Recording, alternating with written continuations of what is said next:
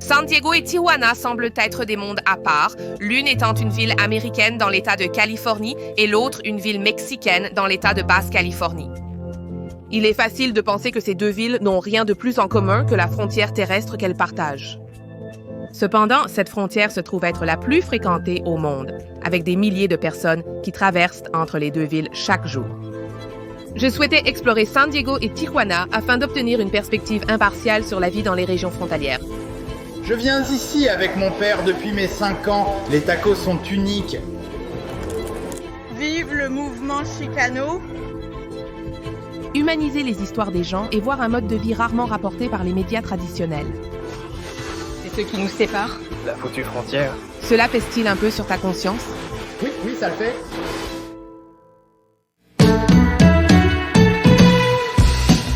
Il y a près de 500 ans, des explorateurs espagnols ont mis les voiles vers le nord depuis la côte ouest du Mexique et sont arrivés à un port fermé connu aujourd'hui sous le nom de baie de San Diego, construisant plus tard une colonie ici au XVIIIe siècle et la peuplant de missions dont le principal travail était de convertir la population indigène locale au christianisme. Lorsque le Mexique a obtenu son indépendance de l'Espagne en 1821, toute la Californie actuelle est devenue territoire mexicain et le restera jusqu'à la guerre américano-mexicaine en 1849, qui a culminé avec l'annexion de la Californie aux États-Unis. Barrio Logan est un quartier artistique et industriel aux solides racines mexicaines et au cœur de celui-ci se trouve le Chicano Park avec des dizaines de fresques représentant le passé militant de la communauté Chicano aux côtés de leur histoire indigène en Amérique. L'histoire de la création du parc est en fait assez triste car, vous savez, dans les années 50 et 60, les autorisations de planification ont permis à l'État de construire essentiellement des autoroutes qui allaient traverser le cœur de Barrio Logan, un quartier majoritairement chicano-mexicain américain. En 1970, les résidents se sont rassemblés pour protester et obtenir un terrain, un espace où ils pourraient créer quelque chose. Et c'est ce qui s'est passé ici au parc Chicano. Vous aviez tout un mouvement politique et social activiste. Donc, à bien des égards, ce parc et ce qui s'est passé ici représentent très bien l'expérience des Mexicains américains aux États-Unis. Vous savez, le besoin de démontrer que leur histoire ne fait pas partie d'une histoire étrangère. Elle fait très largement partie de l'histoire du sud-ouest de la Californie aux États-Unis. Barrio Logan prend vraiment vie le week-end et ce week-end est très spécial car nous sommes juste à côté du Dia de los Muertos ou le Jour des Morts, qui est évidemment l'une des traditions les plus importantes au Mexique. Alors aujourd'hui, ils ont fermé les routes, les ont piétonnisées et c'est vraiment agréable de voir la communauté Chicano sortir et profiter des différents événements, de la nourriture, des incroyables lowriders ici, car bien sûr, le lowriding est très étroitement lié à la culture Chicano et j'adore le fait que ces traditions mexicaines, font très largement partie de la culture de San Diego aussi. Une femme blanche, élancée, avec des traits typiques des clips des années 80, mais jamais vus dans mon quartier. Sa beauté me rappelle déconcertante que je suis déplacée. Brun et rond et morose, loin, très loin de tout ce qui est eux. Un demi-regard me disant toutes les choses que je savais déjà. Leur rythme ne ralentit jamais, je disparais juste devant eux. Je suis d'ici et de là-bas, je suis Chicana, je suis Chicana. Vive le mouvement Chicano. Alors, une poésie incroyable, vous l'écrivez toute seule? Oui, c'est moi qui l'écris. Et vous vous inspirez beaucoup de vos expériences personnelles? Oh oui, 100%. Oui, c'est ma vie sur papier. Puis-je vous demander, qu'est-ce que cela signifie d'être Chicana ou Chicano? Qu'est-ce que cela signifie pour vous? Alors, cette question est une belle question. Pour moi, le chicanismo est avant tout culturel. Nous savons que nous sommes chicanos car cela se reflète dans notre culture. C'est la façon dont nous portons notre maquillage. C'est l'art que nous aimons. C'est la langue que nous parlons. Ce sont nos voitures basses, comme nous grandissons dedans. Je pense qu'en grandissant dans votre culture, vous réalisez qu'il y a un aspect historique à cela. Vous commencez à apprendre l'histoire de notre peuple et notre vraie grandeur qui ne nous est pas enseignée ici. On nous le refuse. La dernière étape pour moi a été spirituelle. Ma spiritualité s'ouvre alors que je décolonise et enlève le cadre imposé à moi et mon peuple. je commence à explorer la spiritualité indigène. Et vous, ayant grandi ici avec des racines mexicaines, bien que né ici? Aimez-vous? En termes d'identité, est-ce parfois difficile de concilier les deux? Il y a certainement une réconciliation. Je me souviens avoir vécu à Tijuana et j'étais une pocha qui ne comprenait pas bien l'argot. Et bien sûr, ici, en tant que Mexicain, le dicton « ni d'ici ni de là » était populaire dans ma jeunesse. Mais aujourd'hui, avec l'acceptation et le renouveau de notre culture, il y a plus de connexion et nous avons changé le dicton pour « je suis d'ici et de là ». Et tu es aussi de là-bas, oui. Et ça a été un processus pour se réconcilier, mais je pense que j'y suis. Et j'espère que d'autres personnes y arrivent aussi.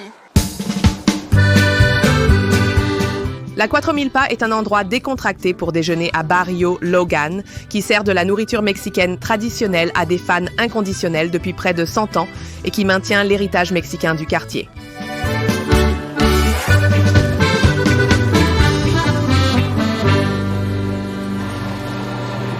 C'était vos grands-parents? Ce sont mes grands-parents qui ont commencé cette entreprise en 1933. Vous existez depuis presque 100 ans.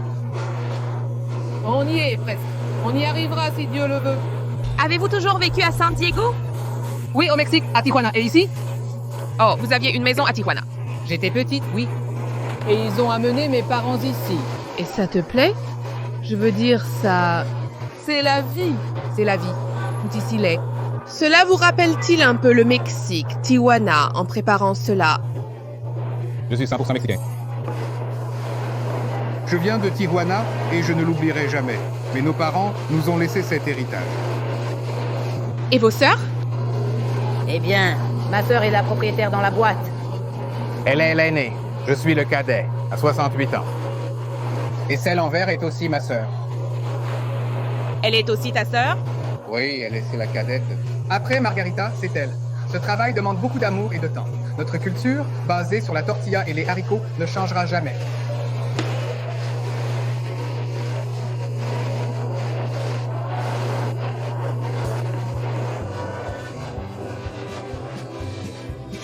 Tu as le meilleur travail des sœurs parce que tu prends les décisions.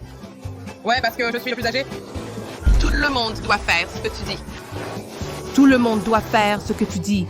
Non, c'est ce que tu penses. Même les employés de longue date ne m'obéissent que quand j'insiste fermement. Combien de fois viens-tu ici par semaine? Je viens peut-être 2 ou 3 fois par semaine. Waouh! Je viens ici avec mon père depuis mes 5 ans. Cet endroit existe depuis près d'1 siècle. C'est une véritable institution. Tu connais bien les dames d'ici et elles te connaissent probablement aussi. Oui, son nom est Margarita. Margarita. Margarita, oui, les tacos sont uniques. Oui, ils sont comme s'ils sortaient tout juste du four. Oui, j'ai mangé les tacos. Tu as grandi entouré de l'influence mexicaine en Californie. Oui, avec mon père. Il était dépanneur dans la région et m'emmenait ici quand j'étais enfant. Vivez-vous dans cette région? J'habite à 30 minutes d'ici, dans l'est du comté. Je fais tout le trajet en voiture. Vous conduisez tout le chemin jusqu'ici? Oui, Waouh!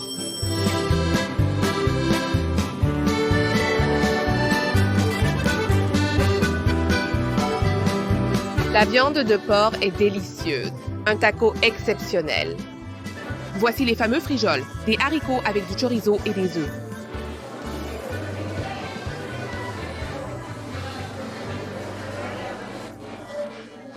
Absolument divin, waouh!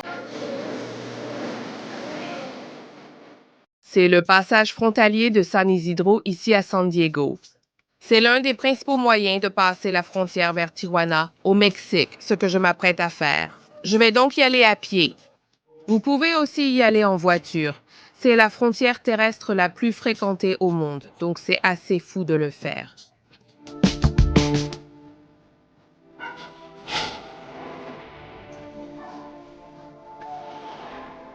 Je l'avoue, j'appréhendais beaucoup de passer la frontière. Je ne savais pas à quoi m'attendre, mais j'avais lu beaucoup de blogs qui vous expliquent en détail ce qu'il faut faire.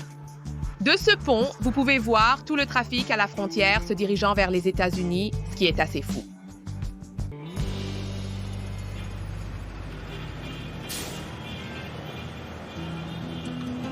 La frontière entre les États-Unis et le Mexique a évolué au fil des années, passant de tas de pierres à des poteaux d'acier de 30 pieds dans certaines zones. S'étendant sur près de 2000 miles, une grande partie du territoire a déjà un mur frontalier ou a un contrat en place pour en construire un. Les 14 premiers miles du mur frontalier entre les États-Unis et le Mexique ont été érigés à Tijuana et à la plage au début des années 90. La playa de Tijuana se termine brusquement à la frontière américaine, marquée par une clôture de 12 pieds faite de gros poteaux métalliques qui s'avancent dans l'océan Pacifique. Je vois beaucoup de messages d'amour, comme celui-ci qui dit « Tu seras toujours l'amour de ma vie, signé de maman, Violetta, je t'aime, à sa fille, Luz, Elena ».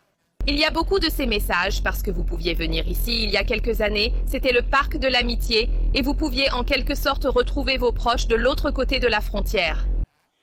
Vous pouviez même vous tenir la main et vous toucher, mais malheureusement, maintenant vous verrez un autre mur à quelques mètres de celui-ci du côté américain qu'ils ont construit et ils ont empêché cela de se produire. C'est en fait très triste, car cela met vraiment en évidence le fait que tant de familles ont été séparées par le mur, évidemment par la frontière. Êtes-vous de Tijuana? Non.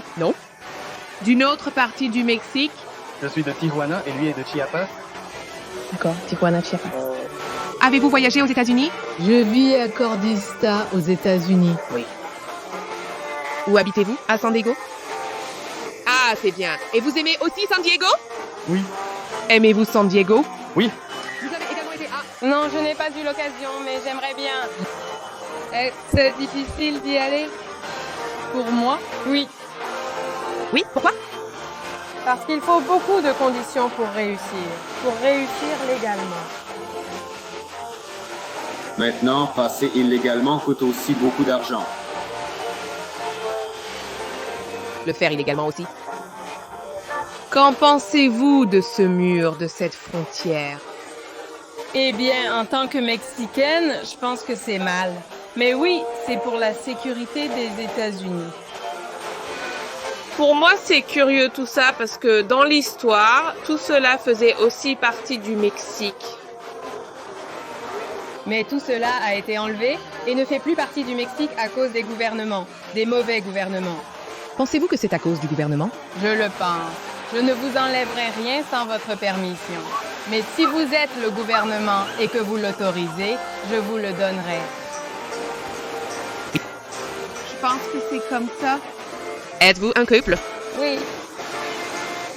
Ah, d'accord. Mais alors, comment c'est de vivre séparément? C'est correct, c'est dur. Tout est possible avec l'amour. C'était dur de ne pas l'avoir quotidiennement. C'est un peu triste car dans votre cas, la frontière de ce mur vous a séparés. Oui, exactement. Mais avez-vous des espoirs d'y aller pour vivre ou simplement pour visiter?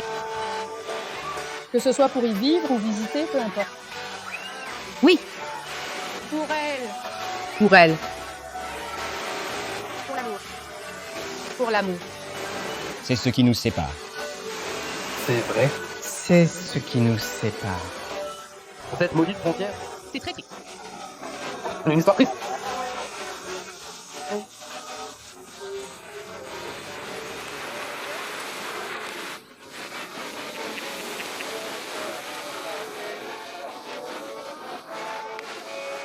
Vive l'amour. Y a-t-il encore des gens qui essaient de nager? Pour traverser? Oui. Autour de ce mur? Oui, pas tant que ça récemment, mais beaucoup de tentatives de traversée ont été enregistrées. Habituellement, ce sont des gens venant du sud. On dirait que, ça a l'air assez facile, parce que le mur ne s'étend pas si loin dans la mer, n'est-ce pas? En réalité, cela semble facile, mais autour de la zone du mur, des trous d'affaissement se forment. Des trous d'affaissement qui ont environ 2 mètres de profondeur. C'est généralement là que la plupart des gens se noient. À mesure que l'eau devient plus profonde, un courant se forme vers la mer et les emporte. Avez-vous sauvé des gens? Oui, j'ai dû le faire, bien sûr. Il y a eu de nombreux cas où les gens se retrouvent piégés. Beaucoup de gens se font prendre dans les balustrades. Oh mon Dieu! Évidemment, avec votre travail, vous devez aller de l'autre côté? Il y a environ un an, il y a eu un cas où certaines personnes qui voulaient traverser de ce côté, l'une d'entre elles a subi un arrêt cardiaque et nous avons dû traverser et continuer la réanimation de l'autre côté. C'est assez triste, n'est-ce pas? Oui. Parce qu'il y a des gens qui perdent leur vie. Oui, bien sûr. Oui, oui. Quelle est l'histoire la plus folle que vous ayez depuis que vous faites ce travail? Les migrants utilisent des échelles et des cordes pour tenter de franchir la frontière en grimpant.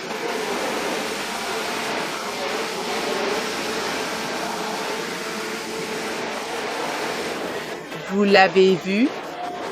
Ouais, j'ai dû les arrêter. Et que leur arrive-t-il? Ils sont expulsés vers leur pays. Oh, parce que tous ne sont pas d'ici, du Mexique? Ils sont du Guatemala. Guatemala, ok. D'autres pays d'Amérique centrale? Pensez-vous que le mur, la frontière, est quelque chose de nécessaire? Je pense que c'est inutile, n'est-ce pas? Inutile. Oui, parce que comme tu veux, tu sautes, comme tu veux, tu passes, comme tu veux, tu le fais. Je veux dire, si vous me dites qu'il y a des gens qui essayent de faire cela, c'est par nécessité, c'est par désespoir. Oui, tout le monde dit que c'est par nécessité, qu'ils ont une meilleure vie pour leurs enfants. Pour leurs enfants, n'est-ce pas? Pour eux, c'est... Mais bon, c'est mon travail de les arrêter et c'est tout. Il y a des gens qui tombent de haut et meurent? Oh non, vous vous sentez coupable? Ou un peu... Oui, je me sens mal. Cela pèse-t-il un peu sur votre conscience? Oui, vous avez des enfants? Il y a des enfants qui traversent. Et des bébés. Oh non? Tout ça, mais c'est mon travail. Nous devons le faire, sinon... Oui. Es-tu déjà allé avant? J'aimerais bien. Tu souhaites y aller, n'est-ce pas? Quelle est la raison principale de ton envie d'y aller? Par curiosité. En faisant ce travail, tu dois être assez... Curieux, oui, curieux. Bien que vous ayez la frontière ici, c'est un endroit très joyeux car c'est la plage. Donc, beaucoup de gens viennent ici le week-end, comme aujourd'hui, et vous avez beaucoup de familles, vous savez, elles déjeunent, elles se détendent. Certains sont dans la mer, créant une ambiance joyeuse. Cependant, la vue du Grand Mur apporte aussi une atmosphère un peu sombre. La Tijuana moderne est un lieu de renaissance culturelle et a connu un boom de créativité dans la musique, l'art et la gastronomie. Alors, une des choses que beaucoup de gens m'ont dit de faire à Tijuana, c'est d'aller dans l'une des brasseries artisanales parce qu'ils font beaucoup de leur propre bière ici. Celui-ci est sympa car il est dans un parking. Je suis donc montée au 5e étage. Vous avez déjà des vues extraordinaires sur la ville d'ici qui sont vraiment géniales. Cet endroit s'appelle Norte. Norte signifie nord. Compagnie de brassage. J'ai donc remarqué que la scène de la bière artisanale à San Diego et apparemment ici à Tijuana est très importante. Tu sais, ils adorent ça. Quoi qu'il en soit, j'ai demandé une sorte de dégustation où ils vous en donnent 4, afin que vous puissiez goûter quelques-unes des différentes bières qu'ils fabriquent. Elles sont toutes fabriquées ici à Tijuana. Oh, d'accord. Allez, goûtons ces bières.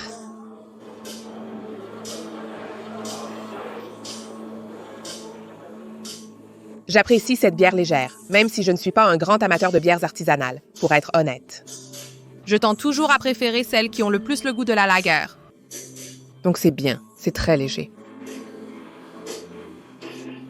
Je pense que c'est assez cool qu'ils fabriquent les bières ici et que toute cette scène a vraiment décollé. On n'associerait jamais vraiment Tijuana à des choses comme les brasseries artisanales et ces sortes de bars cool et branchés.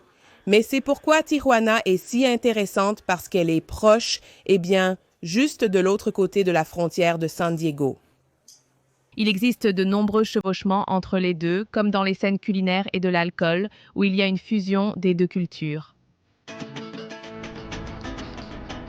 On dit souvent que la scène culinaire de Tijuana est la meilleure du Mexique, avec des gens de tout le pays qui convergent vers cette ville frontalière et créent un véritable creuset culinaire.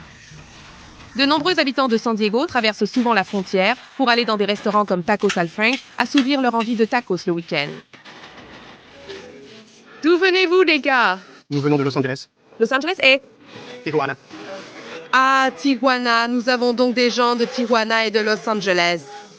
Vous rendez donc visite à vos amis? Voici mon cousin.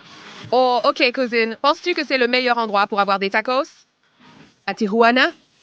Oui, mieux que San Diego. Je veux dire qu'ils sont bons, mais je dirais qu'ils ont cette saveur que vous ne pouvez obtenir qu'au Mexique.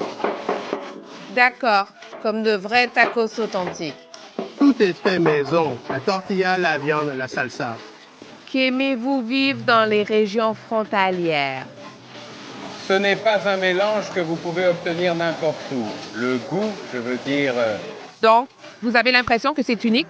Oui! Et le fait que vous pouvez aller et venir encore mieux? Vous en profitez donc beaucoup, n'est-ce pas? Il faut. Et ils traversent pratiquement tous les jours. Oh, vraiment? Et pourquoi? Pour le travail? Pas vraiment. C'est plutôt pour la famille ou pour sortir avec des amis ou quelque chose comme ça. D'accord, c'est cool. C'est ce qu'ils appellent le vampiro, le vampire. Donc, vous avez du fromage fondu sur comme le gosbara, la coquille dure, l'adobada, la viande de porc et beaucoup de guacamole, de salsa, d'oignons, de coriandre, de tout.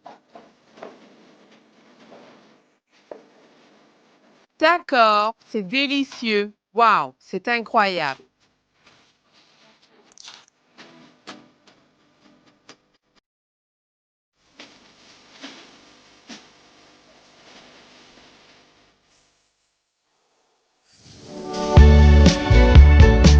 « 30 km au nord de la frontière de Playa de Tijuana se trouvent les plages de San Diego. Mais ici, la mer, obstacle insurmontable pour beaucoup de l'autre côté de la frontière, signifie une liberté infinie pour les jeunes surfeurs californiens. Faites-vous du surf depuis longtemps? Depuis l'âge de 12 ans et j'aurai bientôt 55 ans. Wow, donc vraiment longtemps. Un long moment. Qu'aimez-vous dans le fait de grandir à San Diego, près de la frontière mexicaine, avec le Mexique juste à côté? Je viens de rentrer du Mexique, où j'ai passé le week-end à Tijuana et à surfer à Baja, Rosarito. J'ai une petite maison là-bas, une propriété. Aujourd'hui, j'ai attrapé quelques vagues supplémentaires. Il est plaisant de constater les similitudes entre les différentes cultures. Oui, nous avons un bon petit melting pot ici. C'est bien de mélanger les cultures. Oui, cool. Nous avons Margarita des deux côtés de la frontière. Oui, c'est important. Merci. Tu sors? Je viens de sortir et j'attends le retour de mon fils. Oh, ton fils aussi, un surfeur? Il tire le quai pour la première fois. Waouh, qu'est-ce que cela signifie? Qu'est-ce que cela signifie? Tirer le quai? De l'autre côté et en passant par les pylônes. Waouh, salut les gars, salut. Comment ça va? Bien, et toi? Bien, êtes-vous tous les deux d'ici? De San Diego? Je viens de Boston. Tu viens de Boston, tu visites? Oui, j'habite ici. J'habite ici depuis les 2 dernières années. Oh, cool. Et tu viens de San Diego? Oui, San Diego depuis mes 3 ans. Oh, depuis 3 ans, d'accord. Tu aimes vivre ici? J'adore ça. Vraiment? Je ne changerais cet endroit pour rien. Eh bien, c'est quoi ton truc préféré ici, San Diego? Je veux dire, c'est ce que je préfère ici. Le temps, genre, bel océan. L'ambiance, les gens ici sont vraiment sympas, ouais. Et ils ne sont jamais pressés. On essaie juste de s'amuser et de traîner. C'est terrible, les vagues sont si grandes et belles. Le temps est toujours superbe. Oui, il fait bon, surtout en venant de Boston, non? Ouais, la nourriture, tu sais. C'est trop bon, je veux dire pas trop. D'accord, donc nous allons aller chercher des tacos. Oh, des tacos au poisson? Vous savez que vous êtes des surfeurs. Ravi de vous rencontrer. Salut. En parlant à beaucoup de surfeurs et de locaux ici, c'est intéressant parce que beaucoup d'entre eux traversent la frontière. Ils vont surfer en Baja, Californie, où les gens vont pour manger des tacos. Les gens ont des résidences secondaires dans cette région qui rappellent beaucoup San Diego.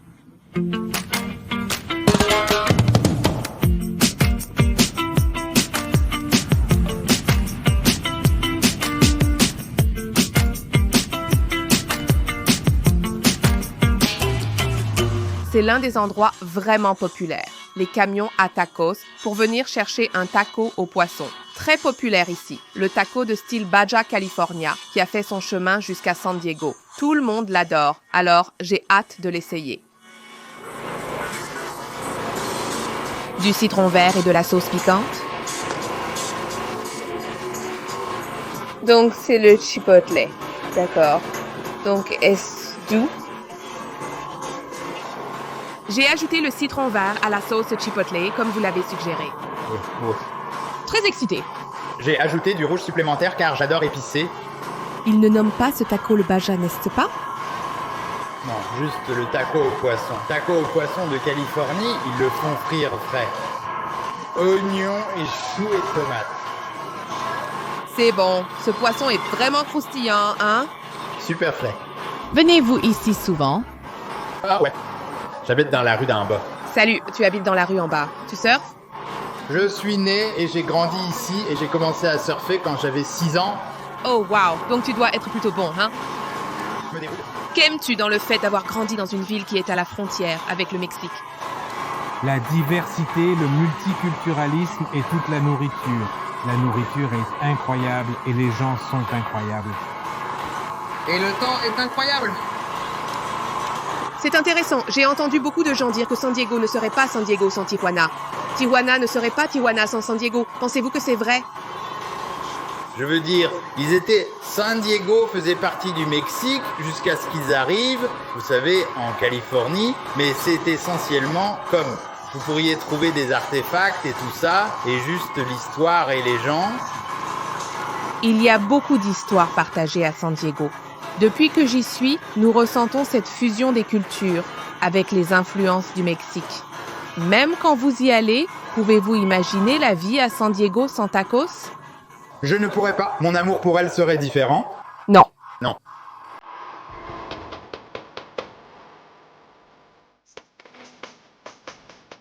Pendant mon séjour à San Diego et Tijuana, il m'est apparu plus clairement qu'ils partagent bien plus qu'une simple frontière.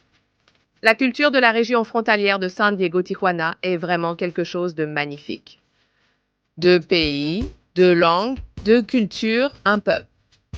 En regardant au-delà de la rhétorique dominante souvent utilisée pour diviser les gens, il est important de se rappeler que ces terres ont toujours été là et que le flot de personnes a coulé pendant des siècles. Seule la désignation de frontière est relativement nouvelle. En grandissant dans les régions frontalières, il est clair que, bien que la frontière puisse physiquement représenter une barrière entre ces deux mondes, symboliquement, elle a uni une population qui dépend l'une de l'autre pour leur existence même et leur mode de vie. Et c'est là la véritable magie des villes frontalières.